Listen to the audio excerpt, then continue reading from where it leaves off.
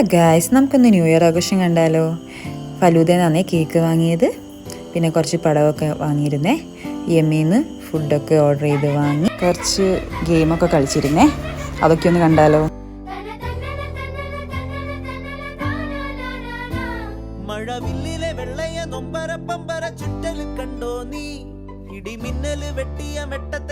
അങ്ങനെ 2025 വെയിറ്റ് ചെയ്ത് നിൽക്കുകയാണേ.